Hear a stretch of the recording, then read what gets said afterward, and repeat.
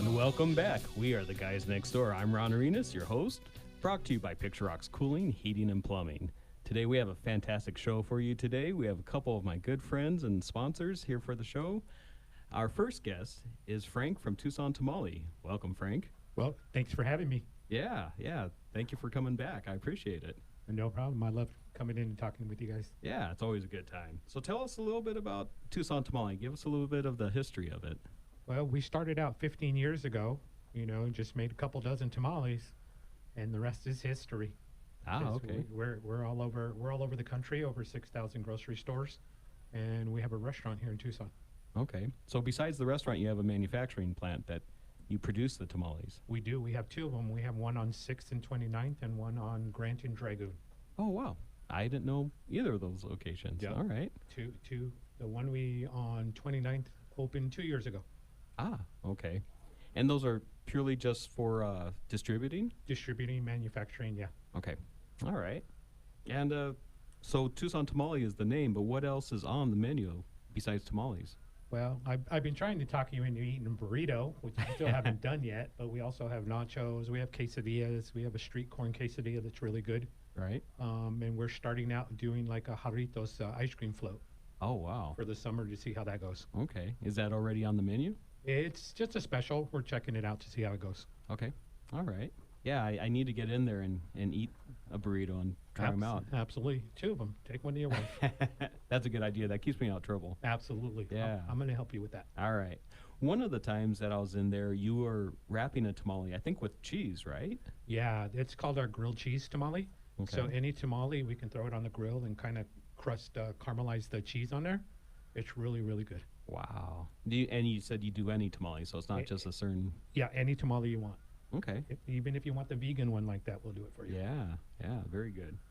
And one of my favorite parts of your restaurant is the wall of hot sauce. Can you tell us about that? Oh, our wall of heat is over 350 hot sauces, salsas that we have from around the country, and a lot of local Arizona hot sauces that we use. We use stuff out of California. Yeah, we got all the big players coming in. Nice. And how many hot sauces are on that wall? Over 350. 350. Okay. Yep. And is it a variety of different heat? Like, can someone that doesn't like things that are real hot? Oh, absolutely. Oh, absolutely. We have a mild to up all the way up to scorpion peppers, Trinidad scorpion. Yeah, those are really, really hot. Okay. And we let you try anything you want before you buy it. Yeah. That's a unique thing that you offer. And I think we're the only ones that do that. Like I always say, why are you going to take something home you're not going to eat and leave in your fridge? Yeah. When you can taste it before you take it home. Right. So at your restaurant, you can order either to go or to sit down and dine. Absolutely. We have seats inside. We have a really nice patio outside. Yeah, you can eat in, take with, order catering, whatever you want to do. Okay. Well, tell us a little bit about your catering also. Well, we do caterings all over Tucson. We do a lot into the U of A. We do a lot of businesses. We've done birthday parties. What are those called? Like gender reveal parties. Okay. I hate to do this, but we've done funerals as well. Oh, well, But, yeah. I mean, Everyone needs to eat. absolutely. And whatever occasion, you got 10 people, you have 1,000 people, you got 2,000 people, we can do whatever you want to do. Wow, fantastic. All right. So tell us something unique about Tucson Tamale. Unique. I think the uniqueness is that everything's handmade and we make Okay. it from scratch. We don't use any GMO stuff. We don't use any preservatives in our stuff. Even our tortillas are made from scratch and there's no preservatives in them. They don't last in your kitchen for 2 months. Right. If you don't eat them in 10 days, you might as well just dump them. Yeah. And that's another item that you haven't mentioned is your tortillas. Yeah, we make those straight from scratch, and like my mom's recipe. They taste exactly like they would 25 years ago when Grandma was making them. Oh, okay. And you have different flavors of your tortillas? Right now we have plain. We do a jalapeno tortilla Mhm. for our burritos, and we're probably going to put the jalapeno tortillas back for sale for customers. Oh, okay. Do you have any other like seasonal items that you have in your restaurant? Seasonal tamales, we make those. Right now we're in a vegan green. Oh. Next month we're going to bring back the chipotle beef and cheese. Oh, wow. And then Okay. in August, we're going to do a Italian one. with Yeah. Italian sausage and peppers and cheese in it. Nice. Yeah, it's going to be, I've never tried that, so we'll see Yeah. how that goes. So that's a good reason to just keep going back every month. At least. Absolutely, absolutely. And if you like something, stock up, put it in your freezer. They're good for a couple of years Okay. until we make them again. And you have a frozen section also, right? Absolutely. So people can Yep. can pick them up. Yeah, go Yep. ahead and tell us about Yeah, that. we have a freezer section that has all of our tamales in there. You can buy them by the 2-pack or the single pack. You can buy them by the dozen. You can mix and match your dozen. So that's the good thing. You don't have to buy 12 of one variety. You can get 6 green corn, 6 red chili beef, or whatever you want to do. Wow. Okay. So, I know that you didn't start the company, but where did they get the recipes? Was there someone's Nana that they took recipes Well, from, or? The owner, Sherry, okay. her mom's, and they perfected it. So that's where Okay. they learned. Like Todd said, they invited him over to make tamales. And it was a bunch of tamales and a bunch of beer, and the rest is history with that. That's how it all started. Yep. Okay. You can't go wrong with drinking beer and making tamales. Yeah, definitely. And what about the other items on the menu? Was there any historical recipes or anything with those? I'm not too sure about the beans and rice. I think those Okay. were just brought up after testing and testing and testing. Just Yeah. the tortillas are the same way. We had to perfect them. That way they wouldn't dry up on you. They wouldn't, they stayed fresh as long as possible. But it's just like anything else. You got to test it over and over and over. Okay. And you have is it coleslaw? Like a Mexican coleslaw, or? Oh yeah, we have a Mexican coleslaw they made. It's not your normal mayonnaise base. It's a honey vinaigrette, Okay. lime vinaigrette dressing with cilantro and red bell peppers, fresh red bell peppers in it. Oh, wow. It's really, really good, and we sell a lot of it. It is. Yeah, that's something that I really like. And when we get catered, that's definitely something that's going to be on the menu. Absolutely, and we get a lot of people that take that home and put in their street tacos Oh, to make like a street taco out of it. It's yeah. really, really good. Yeah, that's a really good idea. Mhm. Yeah, very good. So, where is your restaurant located at? We're at 7286 North Oracle Road on the northeast side of the road, All right, very good. over by Tap and Bottle. Yep. Just a couple doors down from Tap and Mhm. Bottle. And you And- can actually get your food and go eat at Tap and Bottle. They love it when you come over there and drink and eat the food. Okay, yeah, that's a good idea. And what are your store hours? We're open Monday through Friday 10 to 8, and then Sunday 11 to 5. All right, very good. Well, let's talk a little bit about how long have you guys been there? We've been in that store for 10 years. Oh, wow, Yeah, in that location for 10 years. I didn't realize that. Yep. Yeah. And how long have you been with the company? Going on 6 years. Okay. All right. Yep. I love every minute of it. Yeah. Yep. Well, very good. What did you do before that? I worked at a local restaurant here in Okay. Tucson. So you've been doing restaurants That's since for your career? 35 years now. Oh, wow. Well, how can you do that? You're only like 36, right? Well, I was practicing. You're practicing. Tucson Tamale, the location over at Ina and Oracle. Yep. Yeah. Come on up. Come on up. Say hi. You say hi to one of us. My name's Frank. Come and say hi. You heard me on the radio, and I'll give you a discount. Well, there you go. And that's one of the things about walking into Tucson Tamale is it's one of the most friendly places that you'll ever go into. Yeah, we try and keep it. I want you to feel like you're coming to a party. You're going to your friend's house. I don't want you to feel like there's a whole bunch of strangers around you. It's welcoming, and that's what we try to establish. And with all the new employees or anybody that's been there for a while, is treat them how you would treat your friends and family at your house. Yeah. Yeah, you always feel welcome there. Absolutely. Definitely. Well- Except for you can't come make your own food. That's the only difference. Well, that's good. That's why I'm there, because I don't want to make my own food. Absolutely. Well, thank you, Frank. Thank you for joining us. Well, thank you for having me again. Yeah. And now we're going to go check out Tucson Tamale. All right, come on in. Yeah. This is the Guys Next Door. I'm Ron Arenas. I want to thank our sponsors, Tucson Tamale, Crest Insurance, Tucson Pack and Ship, and Picture Rocks Cooling, Heating, and Plumbing. We're keeping you cool all summer long. We'll be back with the next, not episode, but the next, we'll be back in a couple minutes. We'll be back in a couple minutes with another segment. And welcome back to the Guys Next Door. I'm your host, Ron Arenas. We have a great show for you today. We had our first segment with Frank from Tucson Tamale, and now we're talking with Corey Williams from Crest Insurance. Welcome, Corey. Hey, how you doing, Ron? I'm doing great. Thank you so much for being here. Absolutely glad to be here, always. Yeah. So let's talk a little bit about Crest Insurance. Give us an overview of it. Well, Crest Insurance has its roots in Tucson. It's been in the Tucson agency for several years. It's changed hands and names and shapes slightly, but it's basically been some of the longest standing insurance brokers in the city have kind of formed it at its core, and going all the way back to Bob Mueller, who was an alum from the U of A and had Mueller and Associates, and him and a lot of senior partners worked there, and then it changed hands after he passed. And Crest Insurance itself was founded in 2010 by Cody Ritchie, who was originally a broker at Mueller and Associates. He, along with a couple of others, the agency changed hands with the bank a couple of times, and then Cody got together with some guys and founded Crest Insurance in 2010. So we're coming up on 14 years in the game, and it was a great start, and it's still just always been a Tucson agency, independently owned from top to bottom, staffed by Tucson people.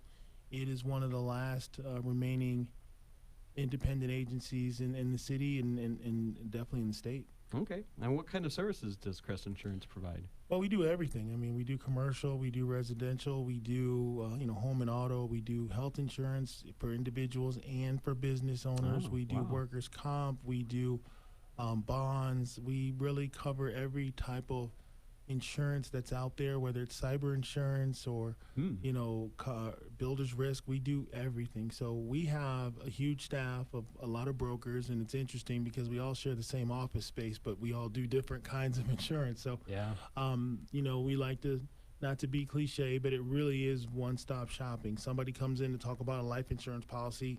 Next thing you know, they're talking about their home and their auto, or things like that, or they're talking about Medicare. We pretty much can do any and everything. So that's really our strong point. We've got a very deep bench of talented people who are eventually going to get you what you need. Yeah.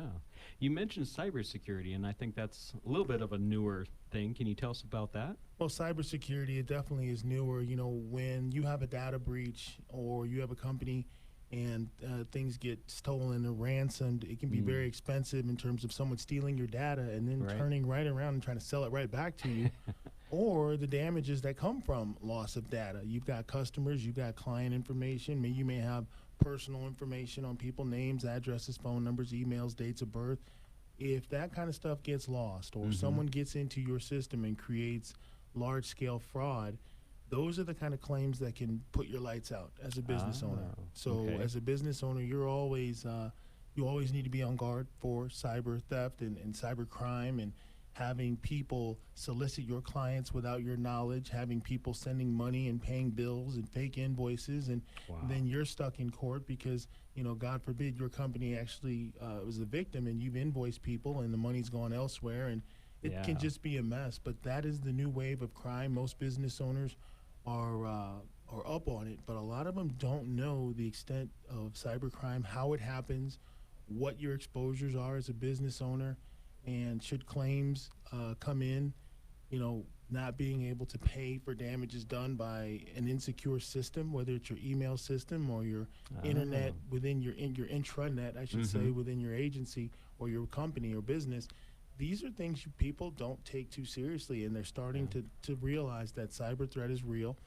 These people are out there. They're looking for people who don't have secure companies, who don't have up-to-date software, who don't have closed-loop type situations, and they're preying on small businesses. And a lot of the claims are very large. While you're trying to straighten everything out, it's hard to keep your doors open when you recover from a cyber attack because it's very crippling, and a lot of people don't know that. Wow. Yeah. Is most of it originating from overseas? It can, but you've got millions of scammers right here in the United States.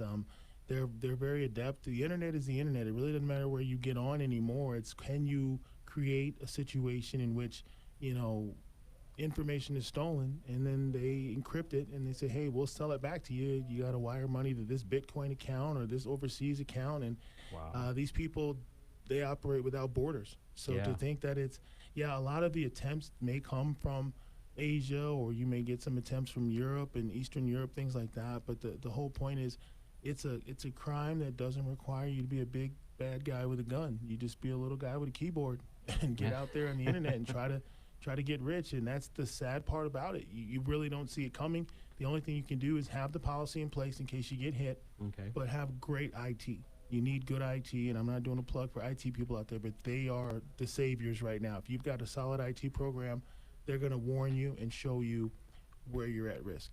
Okay. Oh, that's great information. Yeah. Yeah. So how long have you been at Crest? I've been at Crest longer than I care to admit. I've been there for going on 17 years this year. I started in 2000. Wow, Yeah, 2007. I started in the fall of '07. It's the only real job I've ever had. Ever since I retired from playing basketball, I came back home, and I was friends with Cody and some of the other guys at the agency, and they offered me a position, explained to me how insurance Yeah. worked, and I gave it a shot. And I got to tell you, it's been a great career for me. Okay. Yeah. Wow. So you started as an agent, as an insurance agent? Yeah, when I first came on, I was an insurance broker doing employee benefits. Okay. For employers that have employees and they want to offer group benefits. Back in 2007, it was a real straightforward process. You take the client, you show them 5 or 6 different carriers, they pick a plan, then you do the meeting. You know, they meet the boring employee meetings you have to sit in with the health insurance. Right. So company health insurance, and it's changed so much. I mean, there was a time where 80% of Americans got their health insurance through their employer.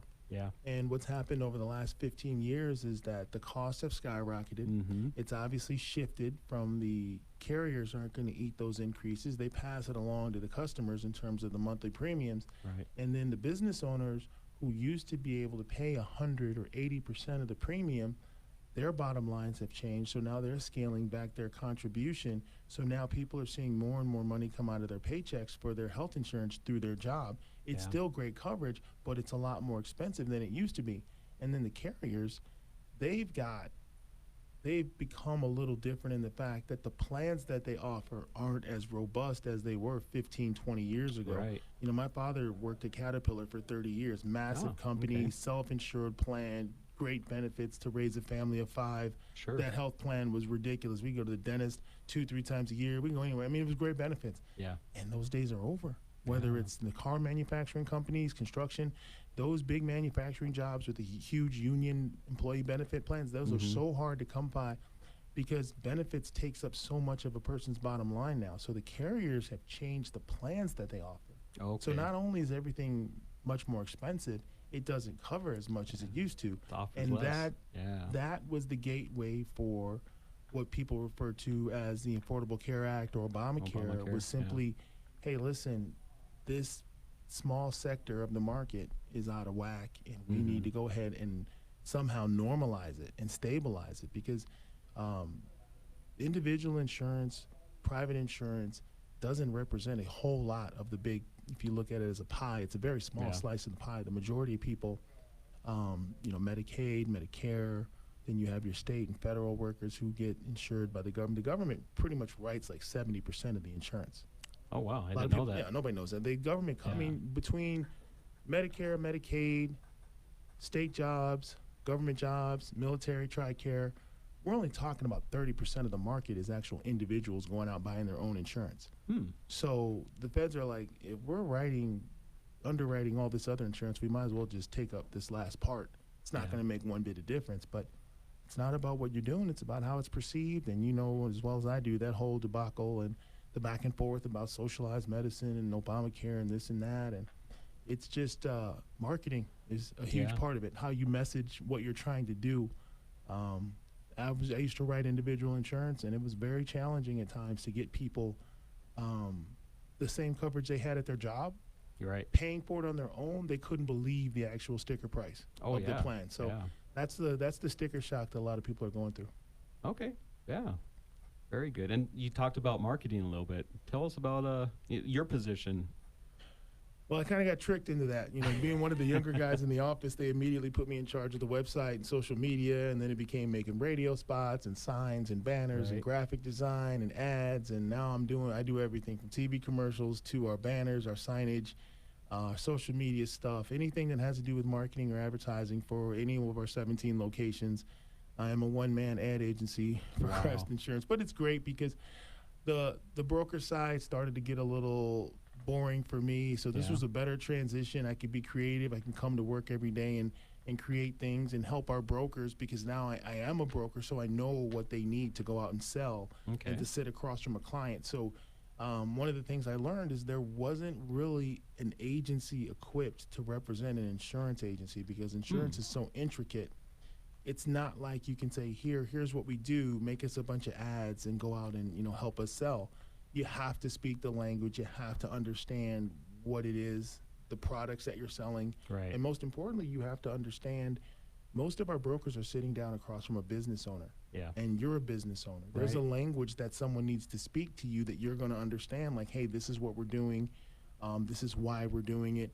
You should do X, Y, and Z. And then as a business owner, if something goes wrong, you don't want to have to talk to 10 million people. You want to call your broker. That's right. This is what happened.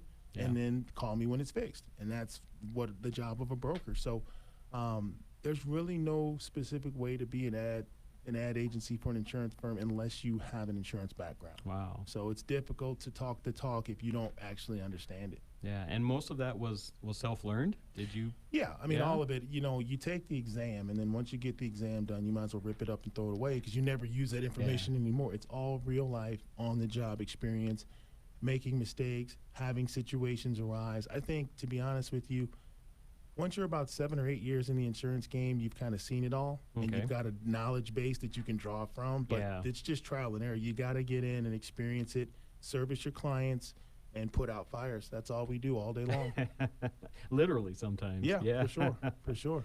Well, cool. Very good. And all the marketing things that you're doing, that was pretty much self-taught also? Yeah, it was really self-taught because when I realized I was good at it, then I Yeah. had to go back and take classes and learn different things. And, then you talk about the digital world has exploded, and you're seeing not an end, but a tail off of TV, radio, or you're seeing a tail off of television as a form of advertising. It's all digital. It's all online. You can get so That's many right. more impressions than you could on TV. So it's changed a lot. Yeah. Well, thank you. Thank you, Corey, for being here with us. Now let's go check out Crest Insurance. This is the guys next door.